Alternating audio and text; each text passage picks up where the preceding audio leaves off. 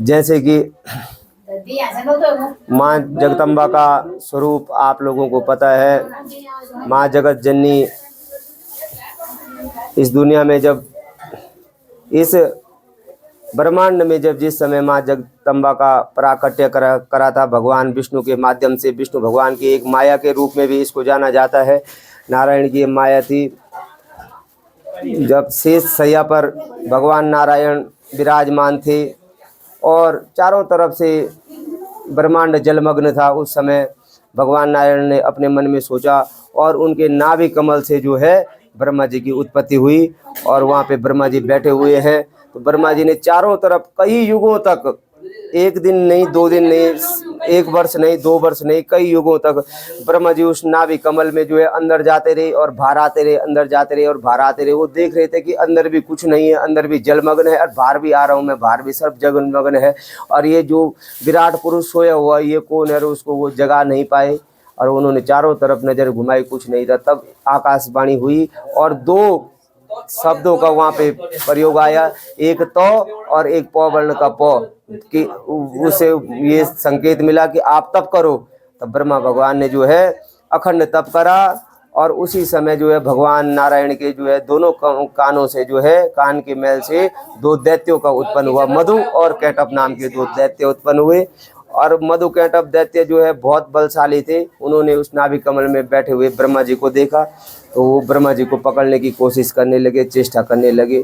तब भगवान ब्रह्मा ने उनसे कई स्तुतियां करी, हाथ जोड़े, विनती करी कि भाई मैं तो सिर्फ वेदों का अध्ययन कर रहा हूँ, मुझे खुद पता नहीं है कि मैं कहाँ से आया हूँ, मेरा क्या तात्पर्य है, मैं क्या कर रहा हूँ, इस प्रकार का।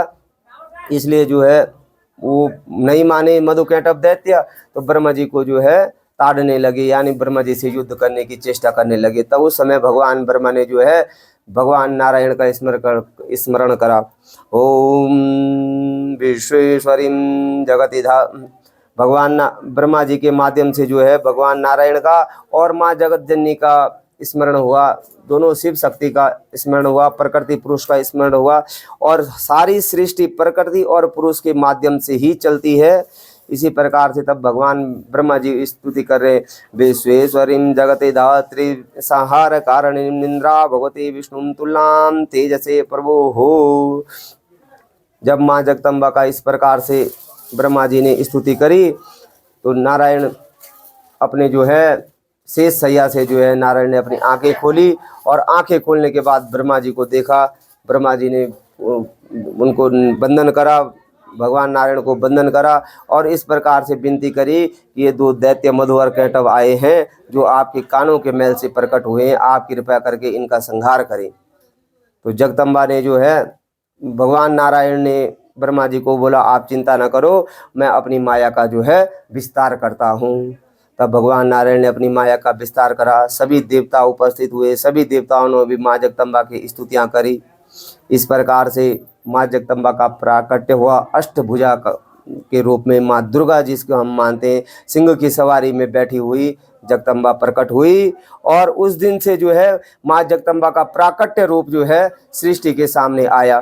धीरे धीरे आगे चल के ब्रह्मा जी के लिए सावित्री के रूप में आई, भगवान विष्णु के लिए लक्ष्मी के रूप में आई, भगवान शंकर के लिए सती पार्वती के रूप में आई और अन्य जब सती का प्रसंग आता है दक्ष प्रजापति के माध्यम से, दक्ष प्रजापति की थी, दक्ष प्रजापति की जो कन्या थी सती, उसका विवाह जो है भगवान शंकर से हुआ था। ये प्रेम विवाह था और इसमें जब सती माता शिव जी के मना करने के बावजूद भी दक्ष के यज्ञ में जाती है और वहाँ पे जब दक्ष के उसमें उसको सम्मान प्राप्त नहीं होता है, इसलिए माँ अपनी देह को वहीं पे त्याग देती है। तब भगवान शंकर उसकी देह को लेके जाते हैं, भगवान नारायण के चक्र से उसके देह के जो है 52 टुकड़े हुए हैं और वो 52 भारतवर्ष में अन्यत्र जगहों पे शक्तिपीठों के रूप में प्रज्वलित हुए हैं। इसी प्रकार से उन्हीं शक्तिपीठों में एक माँ भगवती राजराजेश्वरी का भी स्थान है, धारी देवी का भी स्थान है, भगवती सुरखंडा देवी का भी स्थान है, महाकाली मैठाणा महामाई का स्थान है। इसी प्रकार के सभी शक्तिपीठें हुई हैं। सब स्वरूप एक है, सभी का स्वरूप एक है माँ जगदम्बा का, लेकिन उसके नाम अलग अलग प्रकार से हैं। इसी प्रकार से अनेक हरि अनंत हरि कथा अनंता का ही इसमें विश्लेषण है। बोलो जगत जननी मैया की जय, राज राजेश्वरी मैया की जय।